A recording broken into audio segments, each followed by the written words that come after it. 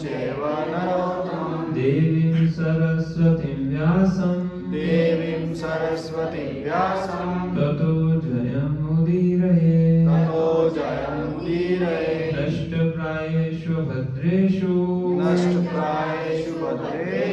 नित्यं भागवत सेवया भगवती उत्तम श्लोके भक्तिर्भवती नैष्ठिकी कृष्णाय वासुदेवाय देवकी नंदनाय च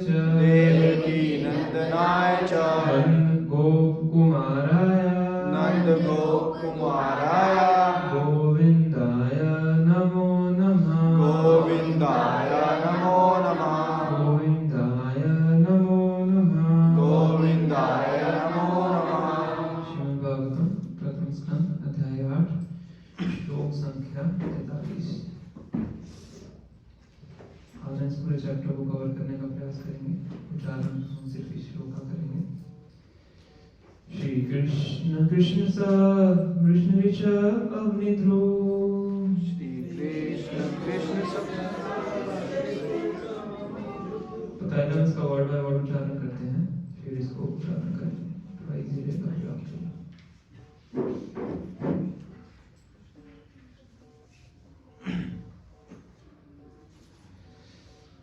शब्दार्थ श्री कृष्ण हे कृष्ण कृष्ण सख हे अर्जुन के मित्र वृष्णि कुल के ऋषभ हे प्रमुख अग्नि पृथ्वी ध्रुव विप्लवी राजन्यवंश राजाओं का वंश दहन हे विनाशकर्ता अनपवर बिना अवनति के वीर्यः पराक्रम गोविंद हे गोलों के स्वामी गोवों के द्विज ब्राह्मणों के सुर देवताओं के अर्तिहर दुख दूर करने के लिए अवतार हे अवतार लेने वाले योग ईश्वर हे योग के स्वामी अखिल संपूर्ण जगत के गुरु हे गुरु भगवान हे समस्त ऐश्वर्यों के स्वामी नमस्ते आपको नमस्कार है। तो अब उच्चारण करने का प्रयास कीजिए।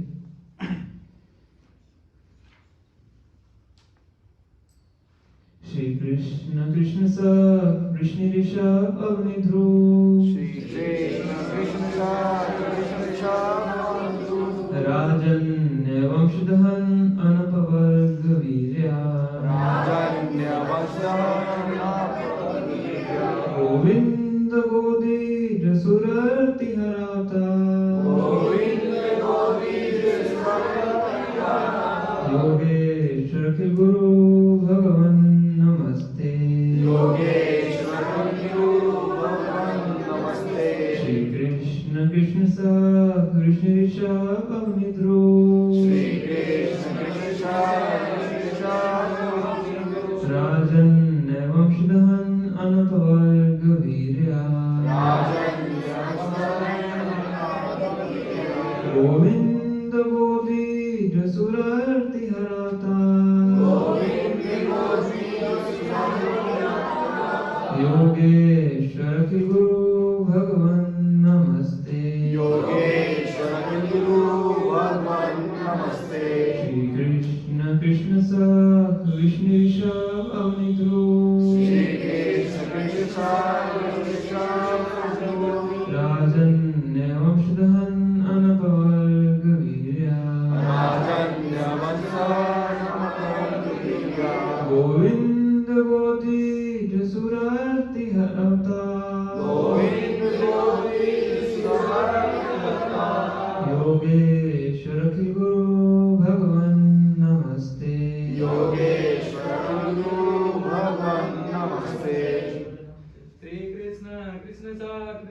सब अवनी दुर्ग श्री कृष्ण कृष्ण कृष्ण राजेन वंशम धैन अंपर गविया राजन गोविंद गोपी श्रुवर्ति हर अवतार गोविंद योगे ईश्वर अखिल गुरु भगवान नमस्ते योगेश्वर गुरु भगवान नमस्ते। श्री कृष्ण कृष्ण सखे वृष्णि ऋषभावनी ध्रुक श्री कृष्ण कृष्ण राजन्य वंश धैन अनप वर्ग वीर्य राजन्य गोविंद गोद्विज सुर आरती हर अवतार गोविंद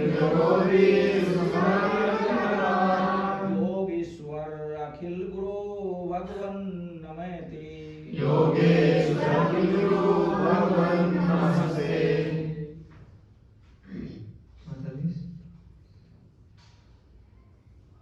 श्री कृष्ण कृष्ण शाक कृष्ण ऋषभावनी ध्रुव श्री कृष्ण कृष्ण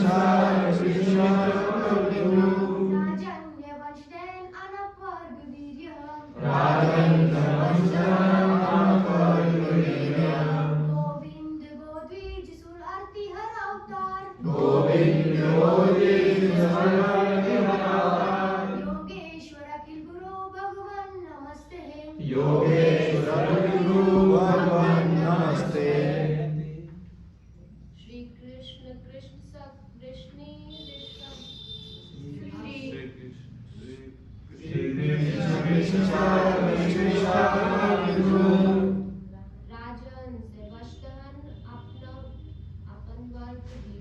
राजन सर्वस्तन अपना अपन वर्ग वीर्य गोविंद गोद्विज सुरतिर हर अवतार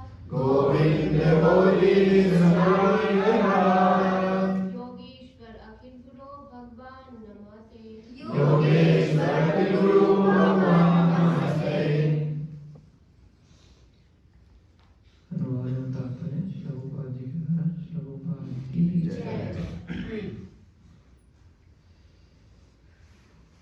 कुंती महारानी द्वारा उच्चारण किए गए लास्ट श्लोक है जो उनकी प्रार्थना में पढ़ रहे थे। हे कृष्ण, हे अर्जुन के मित्र, हे विष्णु कुल के प्रमुख, आप उन समस्त राजनीतिक पक्षों के विध्वंसक हैं जो इस धरा पर उपद्रव फैलाने वाले हैं। आपका शौर्य कभी क्षीण नहीं होता। आप दिव्य धाम के स्वामी हैं और आप गायों, ब्राह्मणों तथा भक्तों के कष्टों को दूर करने के लिए अवतरित होते हैं। आप में सारी योग शक्तियां हैं और आप समस्त विश्व के उपदेशक गुरु हैं। आप सर्वशक्तिमान ईश्वर हैं। मैं आपको सादर प्रणाम करती हूँ। तात्पर्य, यहाँ पर श्रीमती कुंती देवी ने परम भगवान श्री कृष्ण का सार प्रस्तुत किया है। सर्वशक्तिमान भगवान का अपना नित्य दिव्य धाम है जहाँ वे सुरभि गायों के पालन में व्यस्त रहते हैं। वहाँ सैकड़ों हजारों लक्ष्मियां उनकी सेवा में लगी रहती हैं। वे इस भौतिक जगत में अपने भक्तों को उभारने तथा राजनीतिक दलों के उपद्रवकारी तत्वों एवं उपद्रवकारी शासकों को विनष्ट करने के लिए अवतरित होते हैं। वे अपनी असीम शक्तियों से सृजन, पालन तथा संहार करते हैं। फिर भी वे सदैव शौर्य से पूर्ण रहते हैं और उनकी शक्ति कभी क्षीण नहीं होती। वे गायों, ब्राह्मणों तथा भगवत भक्तों पर विशेष ध्यान देते हैं क्योंकि जीवों के सामान्य कल्याण के लिए ये महत्वपूर्ण कारक हैं। ओम ज्ञानतिमिरन्धस्य ज्ञानाञ्जनशलाकया चक्षुरुन्मिलितं येन तस्मै श्रीगुरुवे नमः। श्रीचैतन्यमनोभीष्टं स्थापितं येन भूतले स्वयं रूपं कदामह्यं ददाति स्वपदान्तिकं। वन्देऽहं श्रीगुरुं श्रीयुतापत्कमलं श्रीगुरुं वैष्णवश्च श्रीरूपं साग्रजातं चैतन्यरघुनाथान्वितं तं सजीवं साद्वैतं सावधूतं परिजनसहितं कृष्णचैतन्यदेवं श्रीराधा कृष्णपादान्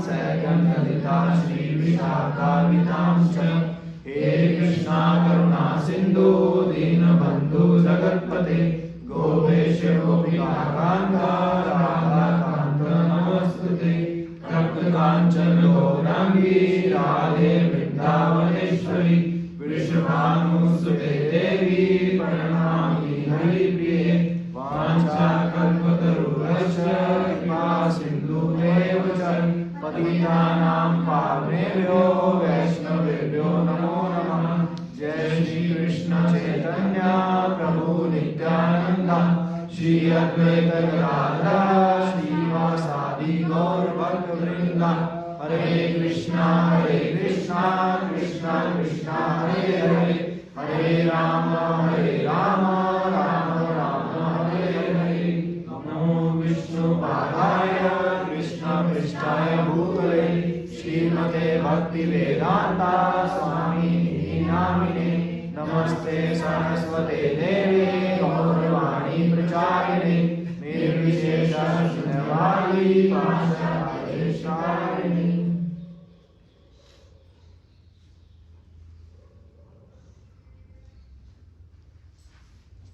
हरे कृष्णा।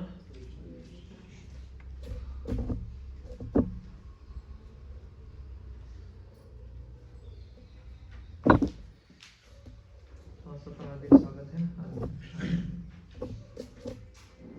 तो आज ये अंतिम श्लोक है कुंती महारानी का जिसका उच्चारण किया है। तो कौन बता सकते हैं कि जो प्रथम श्लोक कुंती महारानी ने उच्चारण किया था कहाँ से शुरू होता है? कृष्ण कृष्ण ये तो उत्तरा माता ने बोला।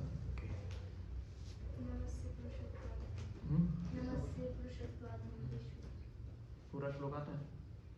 अलक्षम सर्वभूतानां अंतर्बहिर्भवम्। हरि बोल। तो वो श्लोक प्रथम जो प्रार्थना शुरू होती है नमस्ते से और आखिरी प्रार्थना खत्म करती है वो नमस्ते से। ये विशेषता है उनकी पोइट्री की बोल सकते हैं प्रार्थनाओं की। नमस्ते से शुरू करती हैं नमस्ते से अंत करती हैं। तो यहाँ पे भगवान के अलग अलग नामों का उच्चारण करके वो भगवान को प्रणाम कर रही है। सबसे पहला नाम क्या है? श्री कृष्ण। इस पूरे श्लोक में भगवान के नाम है। फर्स्ट नाम है श्री कृष्ण। कृष्ण शब्द का क्या अर्थ है? सर्वाकर्षक। सर्व आकर्षक। सर्व आकर्षक कौन होता है? कौन है सर्व आकर्षक? उसमें कुछ होना चाहिए ना जिससे सबको आकर्षित करेगा। तो ऐसा भगवान में क्या है जो सबको आकर्षित करते हैं?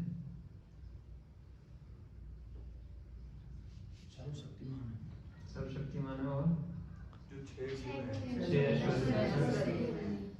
ऐश्वर्यस्य समग्रस्य वीर्यस्य यशस्या ज्ञान वैराग्य चैव षड्भग इति गण। तो 6 ऐश्वर्य भगवान के अंदर है। आगे आ जाइए। अब पीछे से बैठना शुरू कर सकते हैं। आगे से शुरू करना फिर रास्ता ब्लॉक हो जाता है। तो जिसके अंदर 6 ऐश्वर्य पूर्ण मात्रा में होते हैं उसको बोलते हैं सर्वाकर्षक। भगवान ही है जिनके अंदर 6 ऐश्वर्य हैं पूर्ण मात्रा में, इसलिए हर किसी को अपनी तरफ आकर्षित करते हैं। जो उनके द्वेषी भी हैं उनको भी भगवान अपनी तरफ आकर्षित करते हैं अलग तरीके से। पर होता हर कोई व्यक्ति भगवान से ही आकर्षित है। इसलिए उनका नाम है कृष्ण, श्री कृष्ण।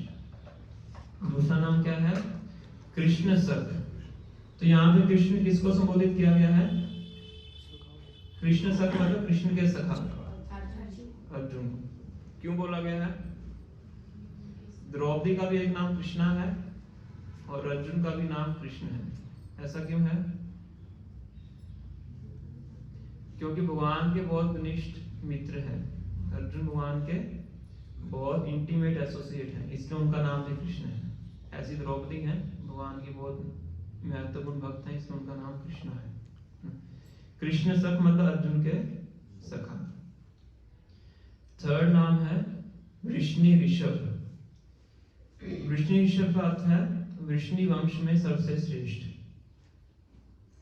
कौन से वंश हैं भगवान? वृष्णि वंश। कुंती महारानी इससे पहले वाले श्लोक में उच्चारण करती है ना कि मेरा जो संबंध है, मेरी जो आसक्ति है वृष्णियों से और पांडवों से खत्म कर दीजिए। तो वसुदेव का जो वंश है वो कौन सा वंश है? वृष्णि वंश है। तो वृष्णि वंश में सबसे श्रेष्ठ है, इसलिए उनका नाम है वृष्णि ऋषभ। ऋषभ मतलब श्रेष्ठ, वृष्णि मतलब वंश। अग्नि ध्रुव राजन्य वंश दहन, ये बड़ा नाम है। अग्नि बोलते हैं पृथ्वी को, ध्रुव मतलब जो द्वेषी है या उसका दोहन करने वाले हैं, एक्सप्लॉइट करने वाले हैं।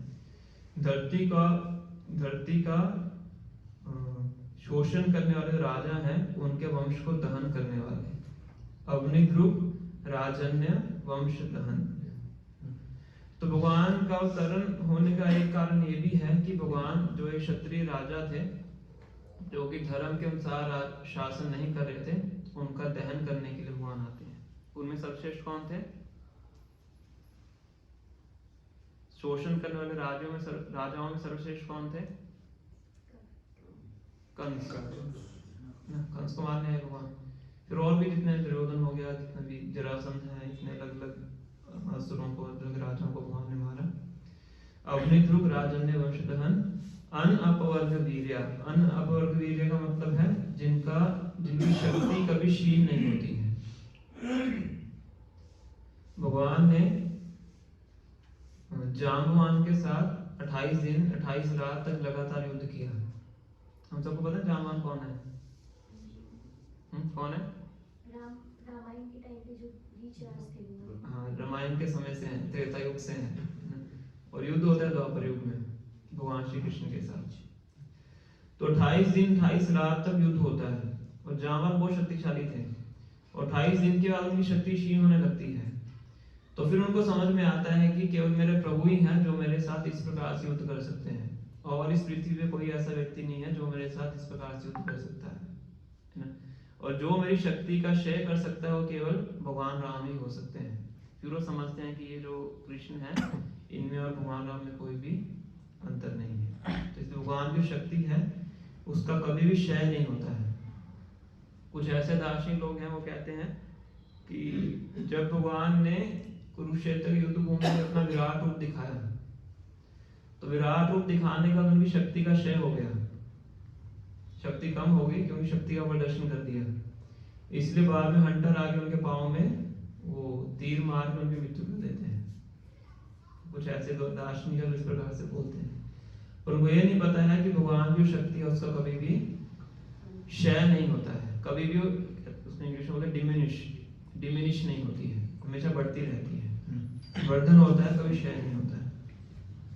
अन अपवर्ग वीर्य। चाहो तो सारे नाम लिख भी सकते हो, बहुत अच्छा श्लोक है, भगवान के नाम है।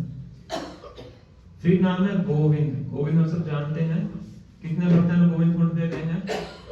गोविंद कुंड गए तो सभी होंगे, कितनों को पता है कि कौन सा गोविंद कुंड है? गोवर्धन परिक्रमा में आता है, हाथ खड़ा कीजिए। गोविंद कुंड आपको पता है? आपको पता है? आपको नहीं पता? गए थे परिक्रमा में?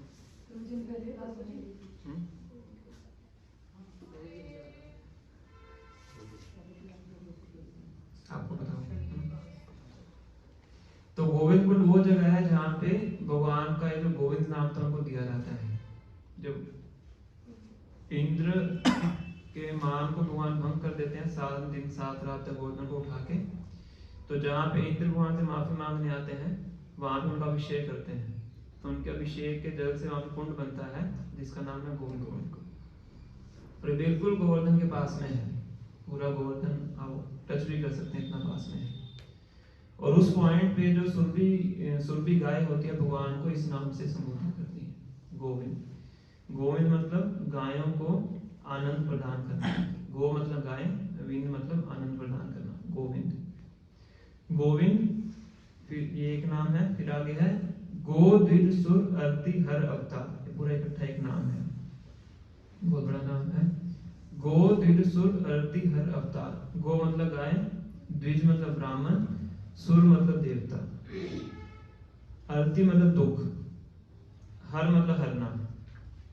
तो एक एक वर्ड करके मैं इसलिए बता रहा हूँ, आपको याद हो जाए। गो गाय, द्विज मतलब ब्राह्मण, सुर मतलब देवता, अर्ति मतलब दुख, हर मतलब हरना, अवतार मतलब अवतार लेते हैं। तो भगवान अवतार लेते हैं किस लिए? गाय, ब्राह्मण और देवताओं के कष्टों का निवारण करने के लिए। गो द्विज सुर अर्ति हर अवतार। जो ब्राह्मण है भगवान से जब दूर रहते हैं तो उनको कष्ट होता है, ये उनकी पीड़ा है, भगवान से सेपरेशन। और जो देवता हैं उनकी पीड़ा क्या है, जब असुर लोग उनको तंग करते हैं, ये उनकी पीड़ा है। इसलिए भगवान जब अवतार लेते हैं असुरों को मार के देवताओं को प्रसन्न करते हैं और अपना सानिध्य लेके धर्म की स्थापना करके ब्राह्मणों को आनंद देते हैं और गाय का पालन करके गायों को आनंद देते हैं। इस प्रकार से भगवान अवतार लेके तीनों के कष्टों को हरते हैं। गो द्विज सुर अर्ति हर अवतार। योगेश्वर, योगेश्वर मतलब सभी योगियों के ईश्वर। इस साल में छोटे मोटे योगी देखते हैं हम, कोई सिक्का गायब कर देता है, कोई कुछ छोटा मोटा कार्य कर जादू वगैरह करके दिखा देते हैं, पर इन सभी योगियों के ईश्वर कौन है, वो है भगवान श्री कृष्ण। योगेश्वर सभी योगियों के ईश्वर है। अखिल गुरु, अखिल गुरु मतलब पूरे ब्रह्मांड के गुरु हैं। गुरु किसको बोलते हैं, जो ज्ञान प्रदान करते हैं। सबसे पहले ब्रह्मा जी को ज्ञान कौन देते हैं, भगवान श्री कृष्ण देते हैं। तेने ब्रह्म हृदय आदि कवि, आदि कवि मतलब ब्रह्मा जी, ब्रह्म मतलब जो संपूर्ण वैदिक शास्त्रों का ज्ञान है। तेने ब्रह्म हृदय, उनके हृदय में भगवान क्या प्रदान करते हैं, सभी वैदिक शास्त्रों का जो ज्ञान है ब्रह्मा जी के हृदय में, सृष्टि की रचना से पहले उनके हृदय में प्रदान करते हैं। इसलिए वो क्या है, अखिल गुरु।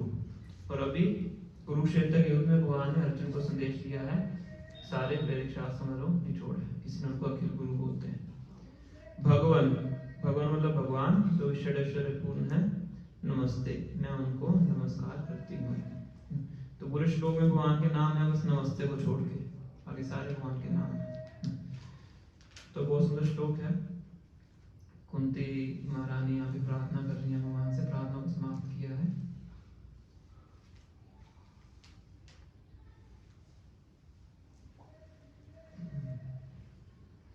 तो इस प्रकार से ये बहुत सुंदर प्रार्थना है जो हमने पढ़ी है, काफी लगभग 2 महीने तक, 2 महीने से भी ज्यादा हमने इन प्रार्थनाओं का समय व्यतीत किया है।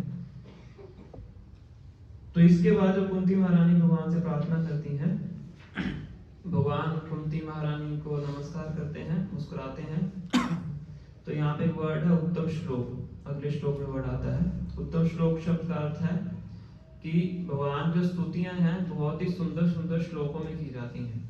तो सुखदेव गोस्वामी वर्ड क्यों यूज कर रहे हैं, क्योंकि बहुत सुंदर शब्दों का इस्तेमाल करके कुंती महारानी ने भगवान की प्रार्थना की है। कई बार लोग पूछते हैं कि हम भगवान को कौन सी प्रार्थना करें, हम भगवान के सामने आते हैं तो क्या बोलना चाहिए। तो जो कुंती महारानी ने प्रार्थना उच्चारण की है, इन्हीं प्रार्थनाओं को अगर हम उच्चारण कर देते हैं तो ये बहुत अच्छा है। अब कुछ समझ में नहीं आता कि भगवान से क्या मांगना चाहिए, क्या प्रार्थना करनी चाहिए, तो इन्हीं प्रार्थनाओं को जाके भगवान के विग्रह के आगे हम उच्चारण कर सकते हैं। बहुत सुंदर प्रार्थना है। तो इस प्रकार से भगवान मुस्कुराते हैं, उनकी प्रार्थनाओं को स्वीकार करते हैं। फिर हस्तिनापुर में और जितनी भी रानियां हैं, स्त्रियां हैं, उनसे परमिशन लेने जाते हैं। तो यहाँ पे हम देखते हैं कि भगवान भी किस प्रकार से शिष्टाचार का पालन कर रहे हैं। एक शिष्टाचार है कि जब कोई जूनियर जाता है तो सीनियर से परमिशन लेके जाता है। तो भगवान अभी जूनियर की भूमिका में है। कुंती महारानी सीनियर हैं, उनकी बुआ हैं, और युधिष्ठिर महाराज उनके सीनियर हैं, भीम भी उनके सीनियर हैं, बड़े भाई हैं, अर्जुन उनके समान है, नकुल से अधिक छोटे हैं। तो और भी जितनी भी रानियां हैं महल में, सुभद्रा महारानी उनकी बहन है। तो सबसे मिलने के लिए जाते हैं, परमिशन लेने के लिए जाते हैं कि अब मैं द्वारका जाना चाहता हूँ, मुझे अपनी परमिशन दीजिए। फिर इसके बाद युधिष्ठिर महाराज से मिलते हैं, और युधिष्ठिर महाराज थोड़े व्यथित अवस्था में होते हैं। तो भगवान से अनुग्रह करते हैं कि आप थोड़े दिन और रुक जाइए। हालांकि पहले बहुत समय हो चुका है, पर क्योंकि युधिष्ठिर महाराज बोलते हैं तो गोपाल यहाँ पे लिख रहे हैं कि भगवान उनकी बात को स्वीकार करके रुक जाते हैं। क्यों रुक जाते हैं? क्योंकि युधिष्ठिर महाराज के बाद एक शक्ति थी उनको रोकने के लिए। कौन सी शक्ति? कौन सी शक्ति है जो भगवान को रोक सकती है? भक्त तो सभी हैं, भक्तों में श्रेणियां होती हैं। ऐसी कौन सी शक्ति है जो भगवान को द्वारका जाने से रोक सकती है? कौन बोला है? प्रेम। युधिष्ठिर महाराज के पास क्या शक्ति है? प्रेम की शक्ति है। यहाँ पे देखो लव एंड अफेक्शन। तो युधिष्ठिर महाराज का इतना प्रेम था भगवान के प्रति, तो हम भगवान को मना नहीं कर पाते हैं, उस समय के लिए रुकते हैं। और एक और भी कारण होता है, भगवान के मन में योजना होती है, क्योंकि भगवान एक तरीके से बहुत से कार्य करते हैं। क्योंकि इस टाइम पे क्या होता है, युधिष्ठिर महाराज बहुत ज्यादा व्यथित हो जाते हैं। क्यों व्यथित होते हैं? कि मेरे कारण इतने लोगों का वध हो गया। यहाँ पे लिखा गया है, हम श्लोक उच्चारण करते हैं। 64 करोड़ योद्धा लगभग जो कि कुरुक्षेत्र युद्ध में मारे गए थे, और लाखों की मात्रा में थे जो जिनका अता पता नहीं था। तो इतना बड़ा मैसेकर हो जाता है। तो युधिष्ठिर महाराज को लगता है कि इसे किसके कारण हुआ है? मेरे कारण हुआ है। वो ऐसा सोचते हैं। उनको लगता है कि दुर्योधन तो राज्य कर ही रहा था, फिर भी अच्छा राज्य कर रहा था। दुर्योधन राजा के रूप में तो अच्छे थे, हालांकि उनका आचरण अच्छा नहीं था, पर राज्य तो एटलीस्ट कर ही रहा था। पर मैंने राज्य प्राप्त करने के लिए क्या किया है? मेरे कारण इतने लोगों की मृत्यु हो गई। तो इस प्रकार से बड़े व्यथित हो जाते हैं। तो उस टाइम पे बहुत से लोग उनको समझाने का प्रयास करते हैं, व्यासदेव भी समझाते हैं, और बताया गया है कि स्वयं भगवान श्री कृष्ण भी समझाते हैं। वो युधिष्ठिर महाराज समझते नहीं है, उनका कष्ट दूर नहीं होता है।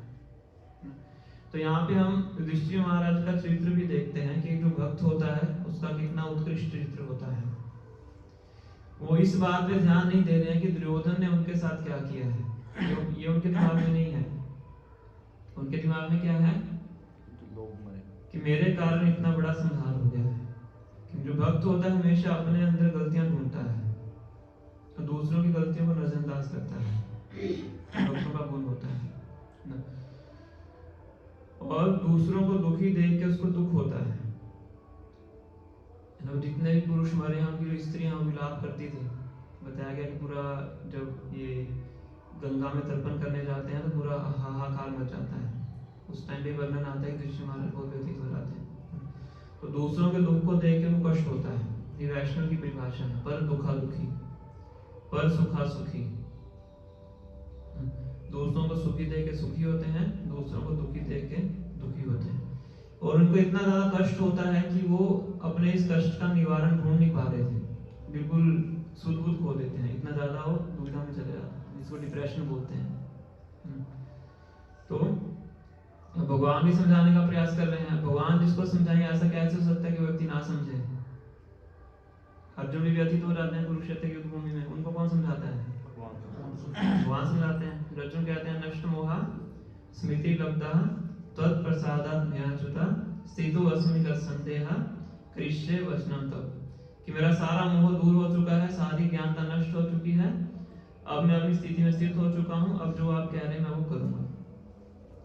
भगवान कह रहे थे आप क्षत्रिय हैं, क्षत्रिय है उसकी ड्यूटी है कि जो दुराचारी या धर्म के खिलाफ कार्य कर रहा है उसको दंड देना, धर्म के लिए युद्ध करना। तो युद्ध आपको करना चाहिए क्योंकि आप क्षत्रिय हैं, चाहे ऑपोजिट पार्टी पे आपके खुद के परिवार के लोग ही क्यों ना हो। ड्यूटी मस्ट बी डन, कार्य आपको करना चाहिए, कर्तव्यनिष्ठ होना चाहिए। तो ये आपका कार्य, इसको कीजिए। और शारीरिक धरातल पे रह के मत सोचिए।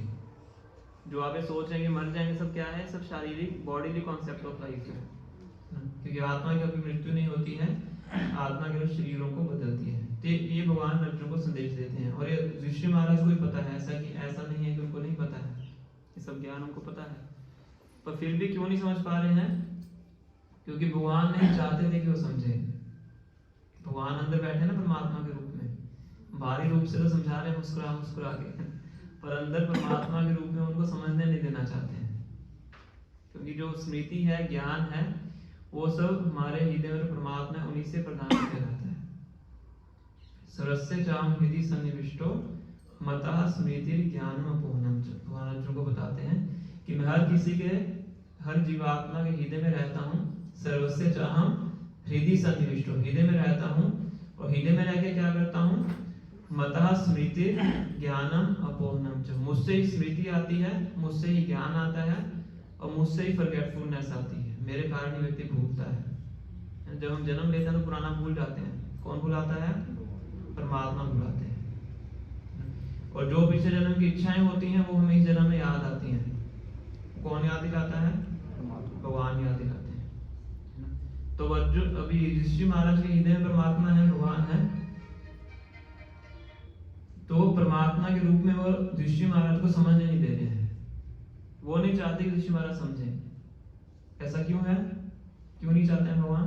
भीष्म पितामह से क्योंकि अभी भीष्म पितामह अभी भी कुरुक्षेत्र की युद्ध भूमि में लेटे हुए हैं। वो भी जीवित हैं। क्यों जीवित हैं? उत्तरायण भगवान श्री कृष्ण का वेट करते हैं। उत्तरायण क्यों होता है ये आपको पता है? क्वेश्चन इसलिए पूछा जाता है किसी बहाने थोड़ा दिमाग चले तो वो याद रहता है। अगर मैं बोलता रहूंगा तो आप सुन के चले जाएंगे, फिर याद नहीं रहेगा। भीष्म पितामह क्यों जीवित है? उनको इच्छा मृत्यु का वरदान है। इतनी कष्टदायक स्थिति है, अपना शरीर छोड़ सकते हैं। शरीर छोड़ना उनके द्वारा खुदाई है, पर क्यों नहीं मर रहे हैं? क्यों शरीर नहीं छोड़ रहे हो? उनको श्राप भी तो मिला था नहीं? कौन सा श्राप? कौन सा श्राप? कोई श्राप? उनको वरदान था, इच्छा मृत्यु का वरदान दिया था उनके पिताजी ने कि जब तुम्हारी इच्छा होगी, आपकी इच्छा के बिना आपको मृत्यु नहीं आ सकती है। श्राप तो नहीं था उनको। तो बताया जाता है कि बाहरी रूप से कर्मकांडी दृष्टि से तो ऐसा लगता है कि वो उत्तरायण का वेट कर रहे थे, ये बाहर के लोगों के लिए है। पर भीष्म देव एक छुपे हुए भक्त थे। बाहरी रूप से तो क्या थे? योद्धा थे, मिलिट्री मैन थे, पितामह थे और ब्रह्मचारी थे आश्रम के अनुसार, और रहते थे राजमहल में। इसलिए जब वे प्रतिज्ञा लेते हैं भीष्म देव कि मैं आजीवन भर शादी नहीं करूंगा और राजा की सेवा करूंगा, तो सभी देवता ऊपर से बोलते हैं भीष्म भीष्म। का नाम पहले भीष्म देव नहीं होता है, देवदत्त होता है, कि बहुत बहुत कठिन प्रतिज्ञा है। तब से इनका नाम पड़ता है भीष्म देव। तो बाहरी रूप से लगता है कि बहुत बड़े योद्धा है, मिलिट्री मैन है, एक राजा के सेवक हैं, बहुत अच्छे एडमिनिस्ट्रेशन भी करते थे। पर आंतरिक रूप से वो भगवान के बहुत ही शुद्ध भक्त थे। इसलिए 12 महाजनों में से एक महाजन है। और ये उनकी जो आइडेंटिटी है वो साधारणतया लोगों को पता नहीं है। भागवतम में है तो इसलिए उनकी आइडेंटिटी का वर्णन है। महाभारत में आपको उनकी आइडेंटिटी पता भी लगती है। श्रीमद् भागवतम क्या है? भक्तों की लीलाओं और भक्तों के गुणों का इसमें गुणगान किया गया है।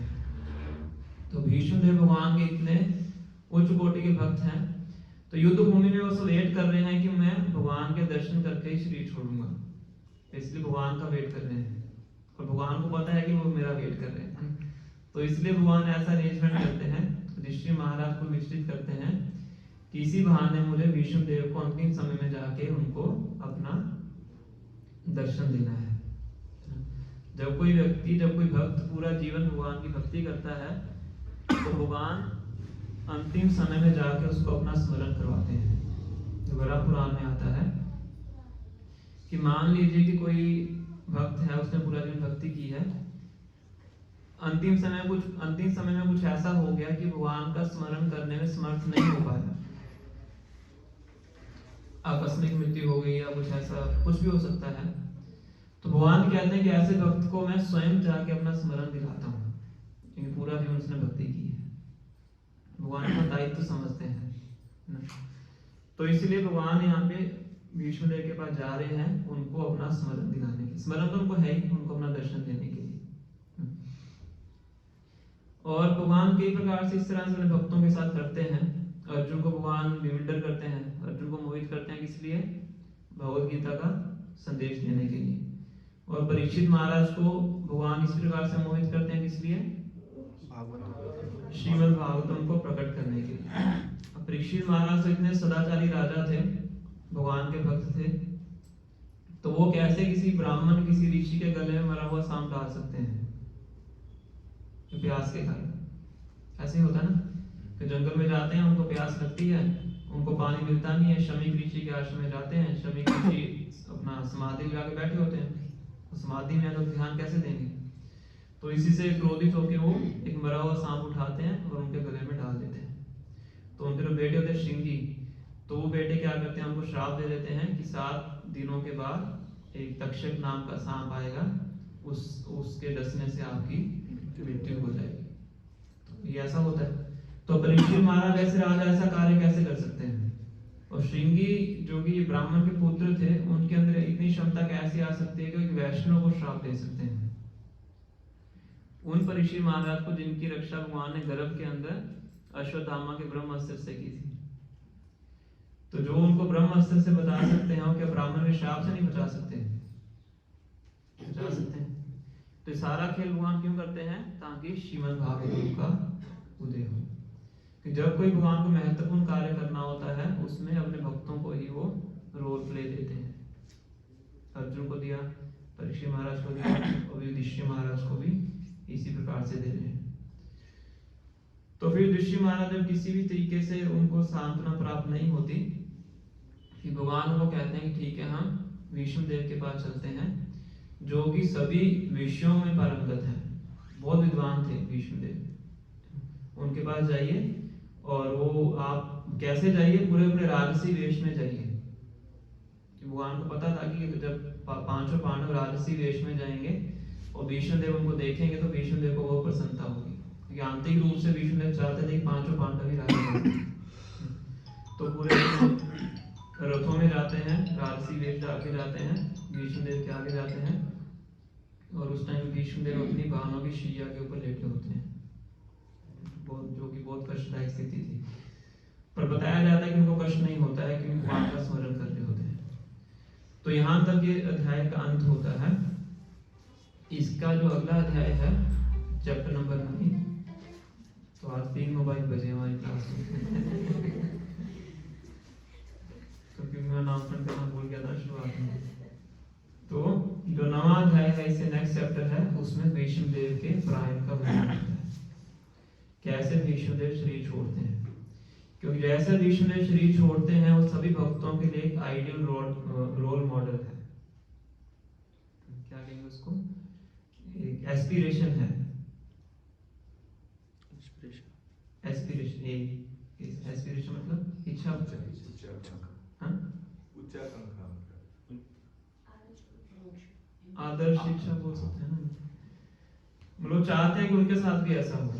जितने भक्त हैं उन सबकी इच्छा होती है कि जैसे विष्णुदेव ने शरीर छोड़ा है, हम भी शरीर ऐसे ही छोड़े। तो इसलिए पूरा अध्याय उसी के ऊपर है, कैसे शरीर छोड़ा। एक बद्धजीव शरीर छोड़ता है तो कोई उसको स्मरण नहीं करना चाहता है। किसी की मृत्यु होती है घर में, कोई उसको याद नहीं रखना चाहता है, सोचना भी नहीं चाहता है, घर में बात भी नहीं करना चाहता है। मृत्यु शब्द भी व्यक्ति घर में नहीं लेना चाहता है, उसको अशुभ माना जाता है ना। पर यहाँ पे क्या पूरा अध्याय है कि कैसे वो मृत्यु को प्राप्त होते हैं।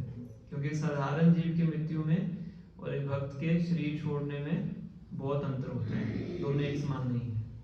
जो भक्त होता है शरीर छोड़ के भगवान के धाम को वापस जाता है, और जो सामान्य जीव होता है शरीर छोड़ के यमराज के पास जाता है। तो दोनों में अंतर है। इसे जब वैष्णव आचार्य शरीर छोड़ते हैं, उस दिन को सेलिब्रेट किया जाता है। उस दिन फीस्ट आयोजित की जाती है। जब प्रभुपाद जी ने शरीर छोड़ा था, तो उस दिन पूरे ब्रज को बुलाया गया था फीस्ट पे। अभी भी जब प्रभुपाद जी का तिरुभाव दिवस होता है कार्तिक के अंदर, पूरे ब्रज को ओपन इन्विटेशन होता है प्रसाद स्वीकार करने के लिए।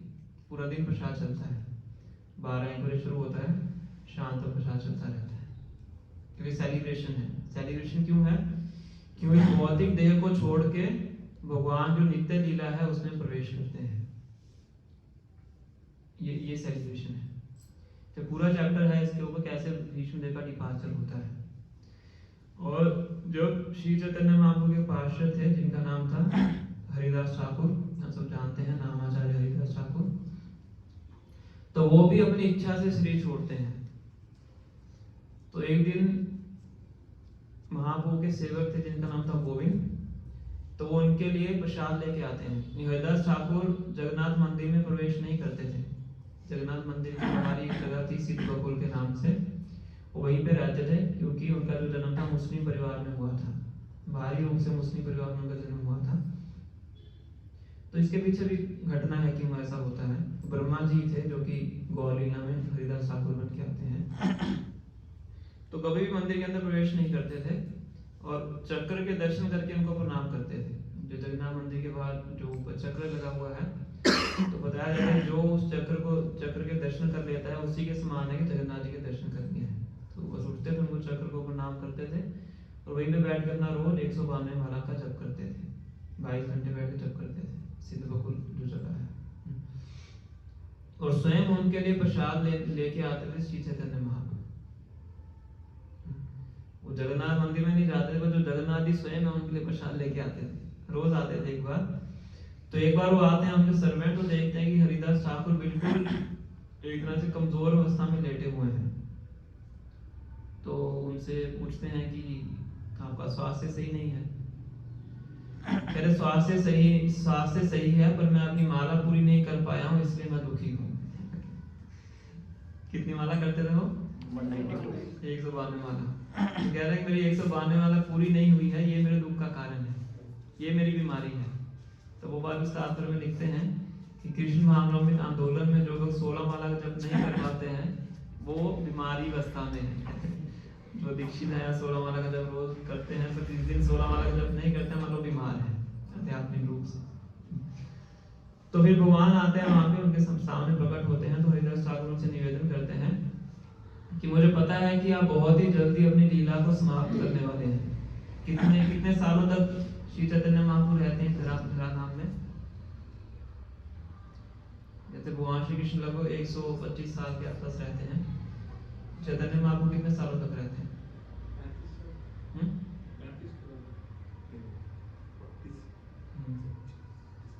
48। है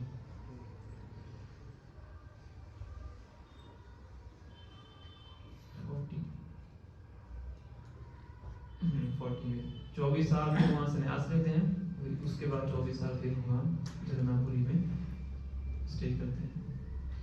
48 इयर्स के बाद वहां लीलाधाम से वापस जाते हैं। तो हरिदास ठाकुर कहते हैं मुझे पता है कि बहुत ही जल्दी आप अपनी लीला को समाप्त करने वाले हैं और मैं अपनी आंखों के आगे उस दृश्य को नहीं देख सकता। मेरे अंदर सामर्थ्य नहीं है कि अपने होते हुए मैं आपको अपने होते हुए देखूं, इसलिए आपके जाने से पहले मैं शरीर छोड़ना चाहता हूँ। और कैसे छोड़ना चाहता हूँ? आपके दर्शन करते हुए शरीर छोड़ना चाहता हूँ, आपके दर्शन करते हुए और आपके नामों का उच्चारण करते हुए। तो भगवान कहते नहीं, तो अगर तुम चले जाओगे तो मैं कैसे रहूंगा? भक्त कह रहा है कि मैं आपके बिना कैसे रहूंगा, भगवान कह रहा है कि मैं आपके बिना कैसे रहूंगा।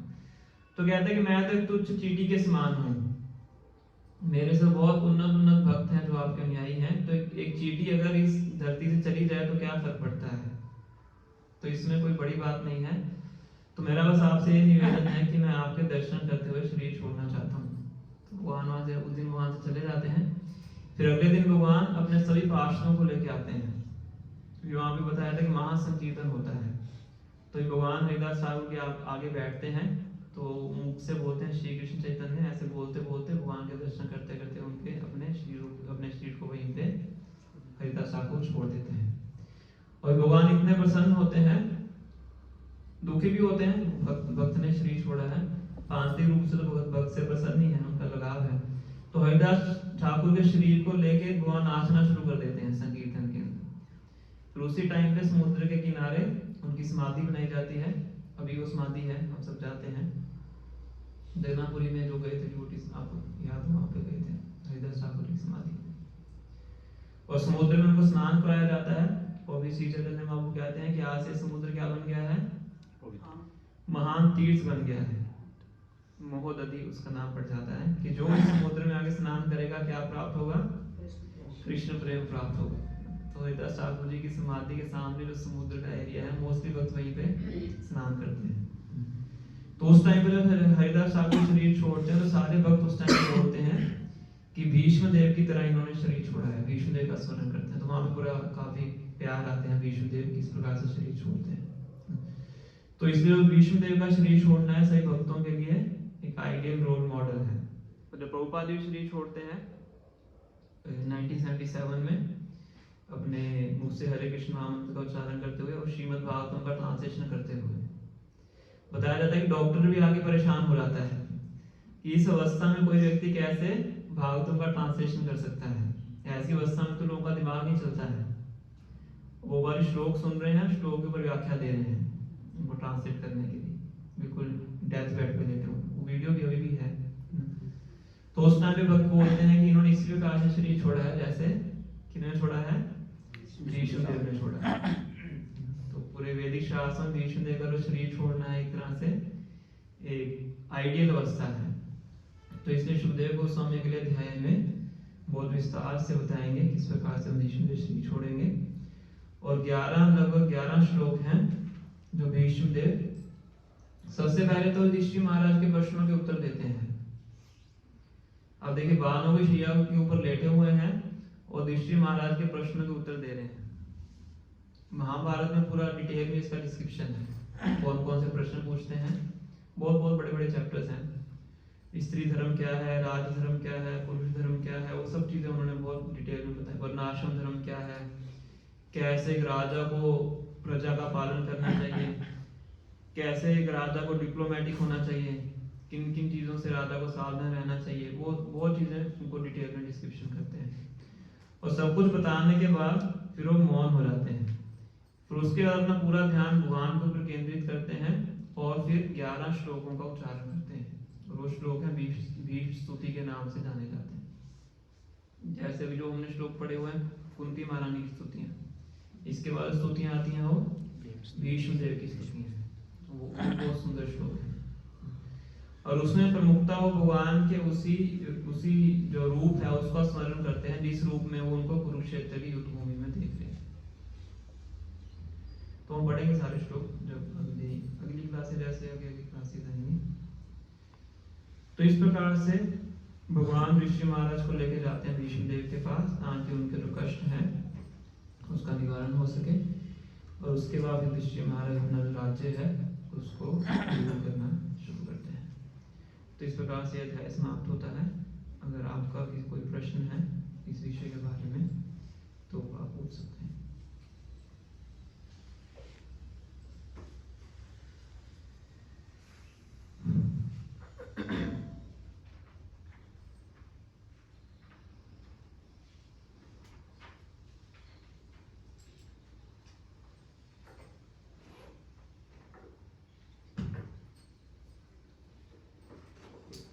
जैसे युधिष्ठिर महाराज को सबकी दुख देख के दुखी हुआ, तो वो भी हम ये कह सकते कि वो माया में यही तो इल्यूजन थी ना। तो इस इल्यूजन को भगवान स्वयं हमको डालते हैं इस इल्यूजन में कि आगे भीष्मदेव के पास जाए, क्योंकि बॉडीली प्लेटफॉर्म पे सोच रहे हैं। बॉडीली अफेक्शन है ना अपने संबंधियों के प्रति, तो शारीरिक स्तर पे ही है। As a matter of duty तो क्षत्रिय होने के नाते तो उन्होंने अच्छा कार्य किया है, अपनी ड्यूटी को पूरा किया है। पर एक बॉडीली अफेक्शन के कारण, बॉडीली प्लेटफॉर्म पे होने के कारण वो इस चीज को सोच रहे हैं। और उस तरह पे भगवान स्वयं उनको डालते हैं कि भगवान चाहते थे कि वो भीष्मदेव के पास जाए। सेम चीज अर्जुन के साथ होती है, वो भी भगवान अपनी इच्छा से डालते हैं। भौतिक जगत में माया का बंधन उसका मतलब अनिवार्य है? अनिवार्य तो नहीं है, ये कह सकते हैं हम कि उससे बचना बहुत कठिन है। अनिवार्य तो ये हो गया कि उसके बिना रहा नहीं जा सकता, ऐसा नहीं है। पर यहाँ पे आते हैं तो उसके साथ रहना पड़ता है। पर अगर भगवान की शरण लेते हैं तो उससे छुटकारा भी हो सकता है। भगवान कहते हैं माम एवे प्रपद्यन्ते माया मेताम तरन्ति। तो व्यक्ति अगर मेरी शरण में आता है तो माया को क्रॉस कर लेता है। तो माया शब्द का अर्थ क्या है? भ्रम। तो वो व्यक्ति माया नहीं है, जो वो व्यक्ति माया नहीं है। उसके साथ जो हम अपना संबंध समझते हैं वो माया है, क्योंकि वो भ्रम है, व्यक्ति भ्रम नहीं है। आप ये नहीं बोल सकते कि मेरे परिवार वाले माया है, वो माया नहीं है। वो भी भगवान के अंश हैं, आप भी भगवान के अंश हैं। उनका भगवान से संबंध है, आपका भगवान से संबंध है, और आपका उनसे संबंध भी है। क्या संबंध है? चौथा मोबाइल क्या संबंध है कि वो भगवान के अंश हैं, हम भी भगवान के अंश हैं, इसलिए इस नाते से हमारा उनसे संबंध है कि दोनों भगवान के अंश हैं। पर हम कौन सा संबंध समझते हैं? जो शारीरिक संबंध, वो माया है, क्योंकि वो सत्य नहीं है, वो भ्रम है, इसको माया बोलते हैं। ऐसा नहीं कि वो व्यक्ति माया है, मेरे बच्चे माया है, मेरी पत्नी माया है, ऐसा नहीं है। जो हम गलत कनेक्शन समझते हैं वो माया है। बट इसीलिए इसी को मोह बोलते हैं। मोह मतलब इल्यूजन, मोह माया का मतलब इल्यूजन, भ्रम। तो इस भ्रम के स्तर पे आके अगर हम कार्य करते हैं तो दुख प्राप्त होता है। अगर असली कनेक्शन के नाते कार्य करते हैं तो सुख प्राप्त होता है। अगर आप इस तरीके से डीलिंग करते हैं कि ये भी भगवान का अंश है, मैं भी भगवान का अंश हूँ, तो मुझे भगवान ने कुछ रोल प्ले करने के लिए संबंध दिया है, तो मुझे उसको पूरा करना है, तो वो फिर आपके दुख का कारण नहीं बनता है। तो उनको भी आप भगवान के भक्त के रूप में देखते हैं, अदरवाइज फिर हम भोग की वस्तु के रूप में देखते हैं, उससे दुख की उत्पत्ति होती है। यम ही संस्पर्शा भोगा दुख योनि एवते, वो दुख की योनि बन जाती है, सोर्स ऑफ मिजरी। अगर हम गलत अज्ञानता के स्तर पे आके संबंधों को देखते हैं तो फिर वो दुख का कारण बनता है। इसलिए अधिकांश जो कष्ट है हमें अपनों से ही प्राप्त होता है। 90% जो मिजरी है इस संसार के अंदर स्वजनों से प्राप्त होती है, क्योंकि वो भ्रम के स्तर पे है।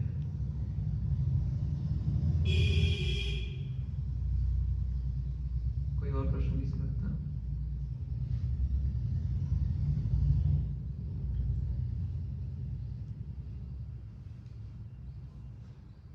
तो मैराथन में सभी पार्टिसिपेट करेंगे? कितने कितने भक्त हैं, गीता बांटेंगे? मुझे हाथ खड़ा कीजिए, डर डर के मत कीजिए